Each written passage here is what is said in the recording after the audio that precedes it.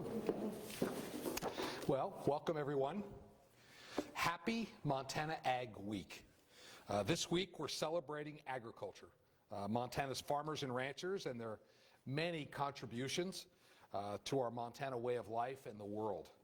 Tuesday I welcomed ag leaders here to the state capitol to talk about how we can better partner to strengthen Montana ag. They told me about improving conditions.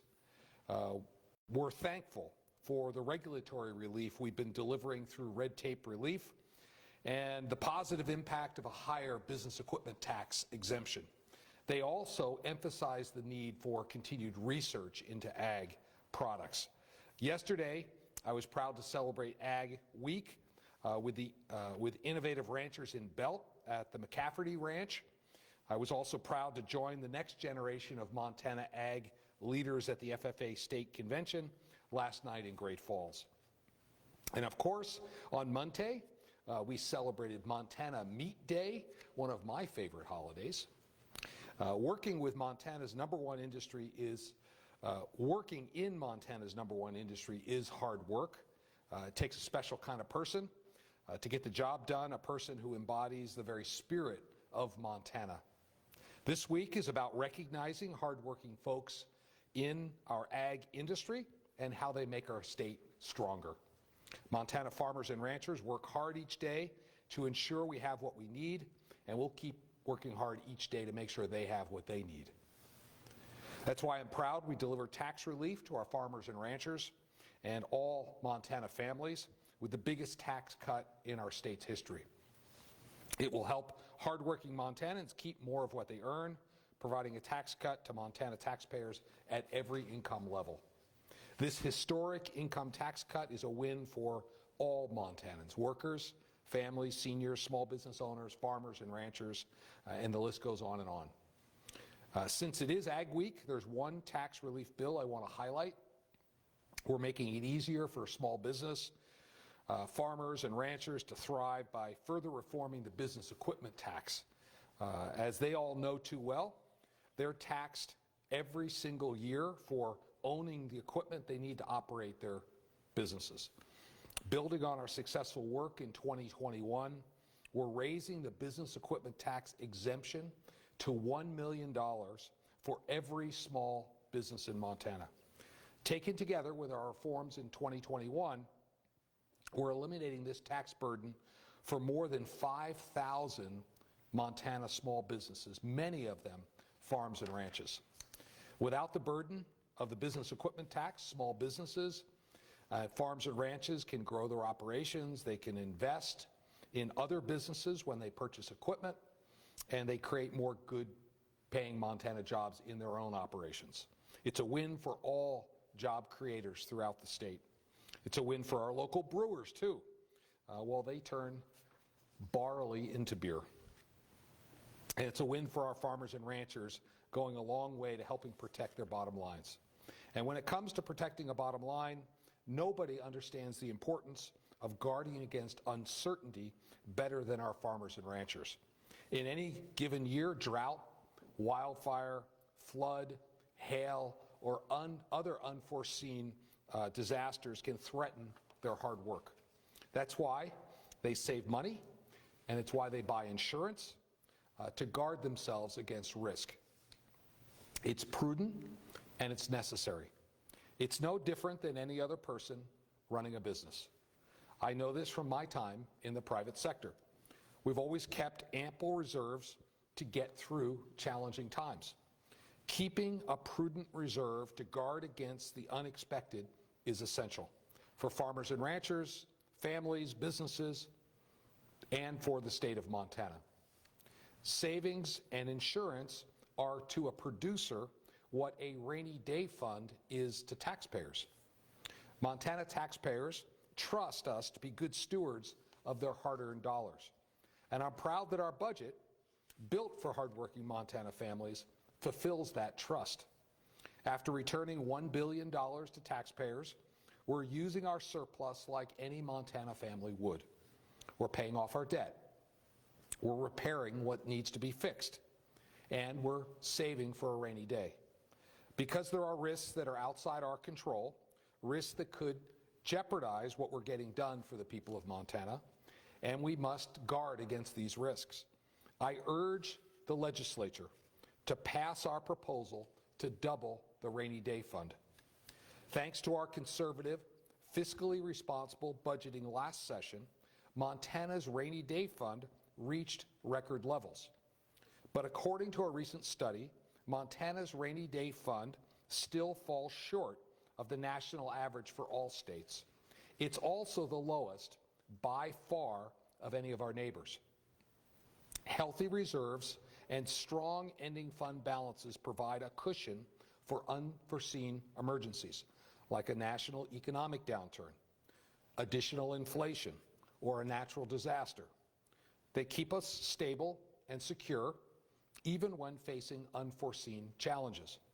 And they ensure the state won't have to consider raising taxes or cutting essential services if we have a downturn. That's why our budget proposes doubling the rainy day fund. And I'm urging legislators to get this funding bill to my desk. Let's get it done. As you know, there's a lot in our budget for Montana families. Building safer, stronger communities is another key pillar in it. We need to boost our law enforcement efforts to make our state safer. And we'll continue to support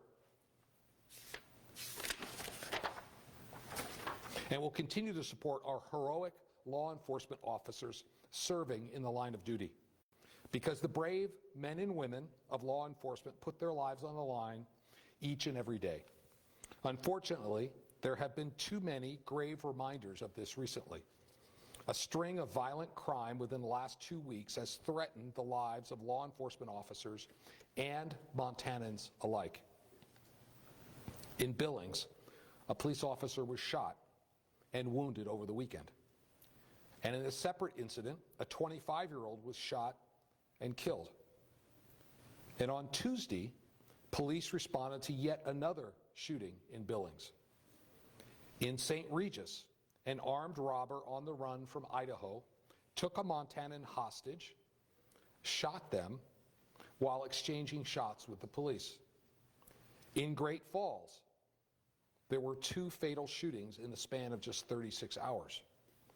Since February 21, there's been 5 shootings in Great Falls, including one involving Great Falls police officer Tanner Lee. Thankfully, Tanner is making a recovery, but I ask for everyone's continued prayers for his well-being. Those who serve and protect our communities need support right now. That's why I spent time yesterday with Cascade County deputies in Great Falls, breaking bread and hearing how they're doing.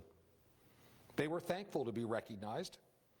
They are dedicated and devoted professionals. I enjoyed my time with them. And on behalf of a grateful state, I told them that we appreciate you and we are thankful for you. Unfortunately, violent crime is not unique to our communities. We're seeing it throughout our country. Its impacts are far-reaching on our children, on families, and on our communities. Without question, this crisis requires urgent action from all of us. To make Montana communities safer, we've made addressing this crisis a top priority. Over the last year, I've hosted 8 roundtables on public safety throughout the state.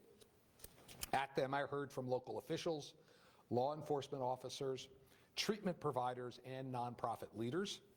They told me what's working and what's not, and how we can partner to make our communities safer and stronger. We've also worked closely with Attorney General Knudsen. What we heard has informed our budget for Montana families. To ensure that we're cracking down on criminals, our budget supports law enforcement. Our budget funds new highway patrol troopers, prosecutors, and criminal investigators at the Montana Department of Justice. The criminal investigation agents will focus on drug trafficking, human trafficking, narcotics, major crimes, and crimes against children. And the new highway patrol troopers will combat violent crime and strengthen our drug interdiction programs. Now more than ever, it's critical that we properly fund law enforcement so they can do their jobs and ensure Montana families are safe. Unfortunately, the budget bill that passed the House does not fulfill our full request for public safety. We budgeted for 5 new highway patrol officers. The budget includes 0. We budgeted for 4 new human trafficking agents. The House passed a budget that only funds 2. We budgeted for 3 new major case investigators. The House passed a budget that funds 0. We budgeted for 3 new narcotics agents, and the House passed a budget that only funds 2. We budgeted for 7 attorneys, including prosecutors, and the House passed a budget that only funds 4. Let's be clear, combating violent crime and building safer, stronger communities will take investments. The last 2 weeks proves this. Our budget makes those necessary investments, and I urge the Senate to restore the new Highway Patrol troopers, prosecutors, and criminal investigators we proposed and honestly need. Government's chief responsibility is to keep citizens safe, and I call on the legislature to act with the urgency that this requires. Let's get it done. I look forward to getting this funding across the finish line so I can sign it into law and get these resources to law enforcement. And with that, I'd be happy to take some questions.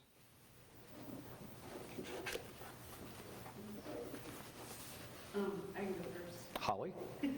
I am wondering about, I was watching the House Bill 835 hearing this morning. I wanted to ask a little bit about, I know the Deputy Budget Director talked about putting that money there versus House Bill 2 or supplemental because it felt it would put more transparency onto it.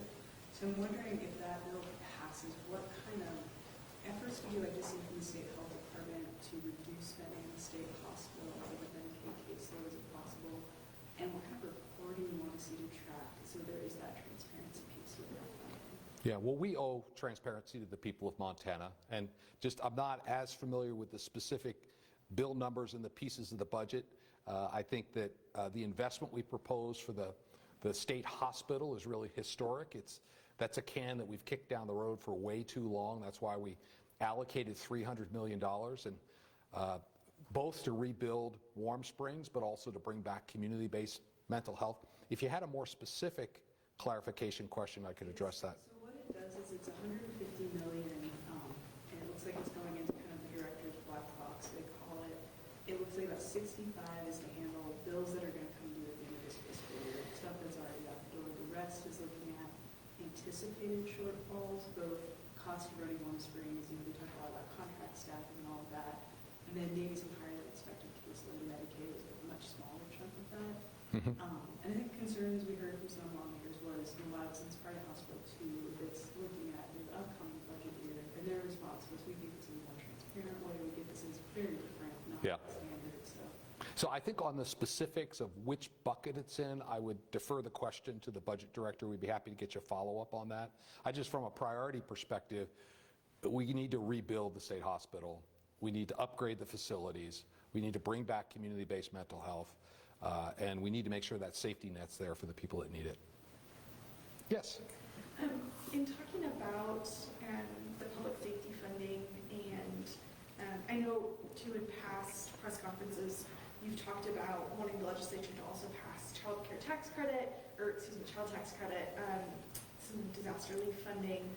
I'm curious, just speaking broadly, in your conversations with lawmakers, why they haven't been voting to meet the executive budget there, and if they've given you some reasons for why they're spending less. Yeah, so we have a historic surplus in large part because we were fiscally responsible last session. Our top priority was give it back. We did that in the tax relief last week. I think in my mind there are 2 additional buckets of spending that we have to get over the finish line. One is saving for a rainy day, because the tax cuts are great. I can't control what goes on at a national level with inflation and federal spending, economic downturns, And just as I mentioned in my remarks, Montana families, business owners, everybody has an insurance policy and they have a rainy day fund. Ours are not sufficiently funded, so we need to get the rainy day fund funded in case there is a downturn. Unfortunately for the legislature, if we're not prepared for unforeseen circumstances, it could put us in a difficult situation of having to roll back the tax reductions or possibly cut essential services, neither of which I'm supportive of. That's why we need the reserve. And then, just like any Montana family would, we have some things that are broken in Montana. You know, a family might patch the roof, put in a new water heater. We have some issues with mental health. That's why we proposed $300 million there. The state prison, we need more capacity, and we need to upgrade those facilities. That's why we proposed $200 million there. And then to make infrastructure dollars available for workforce housing through, because there are no programs in the state right now that allow municipalities to put in water and sewer for new subdivisions. All the existing programs are to replace existing ones. And I think it's a little ironic, given these needs that the state has and the priorities we've laid out, I haven't gotten those bills yet, but the legislature did increase their pay by 30%. So I think that's a stark contrast. I'm glad they recognize that inflation exists and they have to take care of themselves, but we need to take care of the people of Montana. Can I ask a quick follow-up? I just am curious how optimistic you are to get those additions on in the Senate, and if you've been working with the Senate on that. We have good dialogue ongoing. I was frankly disappointed that they cut the public safety portion of our budget, especially with the episodes we've had over the incidents we've had over the last couple of weeks. I'm asking them here today to put those back in the budget. Do you have any questions online? Okay. Following on your answer, I want to share this question is citing the legislature pay increase. That one, if I remember, is still kind of looking through, but you do have a per diem increase that's on your desk now. And I'm curious, I know you don't generally comment on what you're going to do with bills, and if you wanted to, I wanted to ask, but I also wanted to know if you feel like that's, you've done a lot of work with pay increase for state employees, and state pay plan, and Warm Springs, all of that. I'm wondering if you feel like what the legislature is doing is sort of similar to that for their side, or if you have concerns about some of the things you've seen there? Well, we'll look at each bill as it gets to me, but I would say on that particular bill, you know, we put money back in Montana's pockets last week with $1 billion of relief. And I'm glad the legislature recognized that inflation is real. With this bill, they're putting more money in their own pockets. I'd like to get the work of the people's business done first, however, but I have to deal with the bills as they come to me. But my priority has been clear. We need to fund law enforcement. We need to rebuild Deer Lodge. We got to get our mental health stuff done, and we have to provide for workforce housing. Those are the priorities. Other questions? Jonathan? No? Okay. I've got one. Okay. Holly, it's good to see you 2 weeks in a row. I love hearing all these questions. Representative Bill Mercer in debate on House Bill 2 yesterday, when they were talking about the core civic and Arizona prison transfer, it was sort of a double negative statement, because he was saying the administration doesn't not support. So he was indicating that there was administrative support for that plan. So just wanted to clarify things. I know we asked last week, and usually that's a legislative decision, but since he put that out there, I just wanted to ask if there was. We have to have a place to put inmates that are safe, both for the correctional officers and the inmates. We do not have enough capacity in Deer Lodge. That's why we've made it a priority to put $200 million into rebuilding Deer Lodge, so we have the capacity here in the state. Again, it was a legislative decision to send some prisoners out of state, but we need a place to put them. The long-term solution is to have appropriate facilities here in the state, and that's why we've made funding Deer Lodge a priority. Good. Anything online? Yes, sir. Great. It's good to see you all. Thank you very much.